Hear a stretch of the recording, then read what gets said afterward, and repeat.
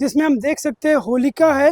होलिका के साथ में जो एक फ़िल्मी कहानी जो हमने देखा था बॉलीवुड में मुंजिया को यहाँ पर प्रतिकृति बनाई गई है और इसे इसके नीचे छेने सजाए जाएँगे। तो लोगों का जो प्रोत्साहन मिला उसी को देखते हुए मैंने ये मुंजिया का रूप दिया, क्योंकि ग्राफिक्स और एआई में देखा गया है, लेकिन उसको मट्टी में कैसे मूर्ति में निर्माण में वो कैसा दिखेगा और लोगों का। अच्छा, एक अलग-अलग थीम ही देकर आते हैं। कितने सालों से कर रहे हैं आप इस तरह से? वैसे तो हमारी चौथी पीढ़ी है और हमारे पिताजी कलाकारी थे, तो उनसे हम सीखकर इस चीज़ को आगे बढ़ाने की कोशिश कर रहे हैं। होलिका तो हर कोई अब पहले से ट्रेंड भी, और जो है समिति वाले भी अब धीरे धीरे करके इस चीज़ को आगे ला रहे हैं और अपना त्यौहार लोगों के बीच में आ रहा है। होली का त्योहार आ चुका है और होलिका दहन की तैयारी पूरे प्रदेश में कर ली गई है। वहीं हम राजधानी रायपुर की बात करें तो यहाँ भी तैयारियाँ हो गई है।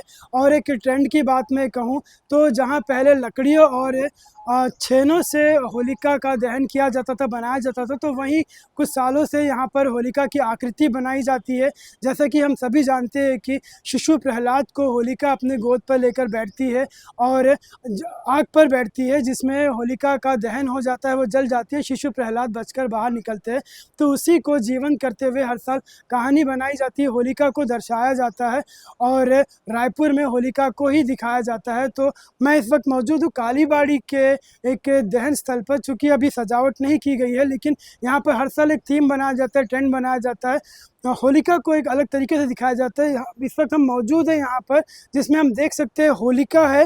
होलिका के साथ में जो एक फ़िल्मी कहानी जो हमने देखा था बॉलीवुड में मुंजिया को यहाँ पर प्रतिकृति बनाई गई है और इसे इसके नीचे छेने सजाए जाएँगे और इसे इसके साथ में जला दिया जाएगा और ये होलिका दहन में काम आएगी। हमारे साथ मूर्तिकार भी मौजूद है, हम उनसे बात करते हैं, राकेश पुजारी जी से। जी, आपने मुंजिया का थीम लाया है, क्या कुछ आइडिया है, क्या कुछ चल रहा था दिमाग में आपके सामने? जी।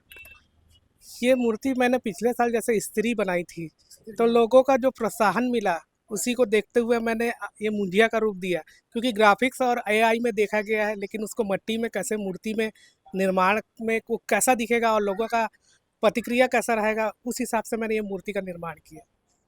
अच्छा, क्या मटेरियल क्या है इसमें?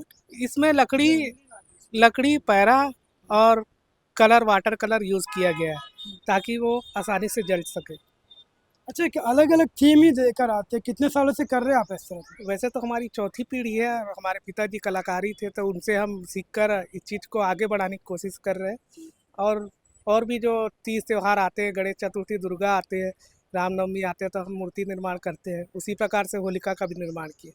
ठीक है, जैसे कि आमतौर पर जो होलिका दहन होता है, लेकिन आपके यहाँ पर कुछ ख़ास ही होती है, लोग देखने आते हैं इसे? हाँ, बहुत दूर-दूर से लोग आते हैं देखने, क्योंकि उनको कुछ नया दिखता है देखने को। होलिका तो हर कोई अब पहले से ट्रेंड भी, और जो है समिति वाले भी अब धीरे-धीरे करके इस चीज़ को आगे ला रहे हैं और अपना त्योहार लोगों के बीच में आ रहा है और इसको नया देखकर लोग और प्रोत्साहित होते हैं और इससे अपने को होलिका हर जगह दहन करने को मिलता ही दिखता ही है। आप समिति से भी जुड़े हुए हैं? जी, समिति से भी गांधीनगर है समिति, शिव भोले परिवार करके, वहाँ ये होलिका दहन होता है। अभी इसमें और क्या करना बाकी है, क्योंकि सिर्फ अभी तो फिलहाल मूर्ति ही दिख रही है, कब सजावट करेंगे पूरे छेने वगैरह की? ये अभी 3-4 बजे तक पूरी तैयारियां हो जाएंगी और ये जाके वहाँ मूर्ति रखी जाएगी। ठीक है। ये 3-4 बजे तक तैयारी पूरी हो जाएगी और ये हर साल की तरह इस बार भी यहाँ पर होलिका दहन खास होगा। हम मूर्तिकार से बात कर रहे थे जो कि समिति से भी जुड़े हुए हैं।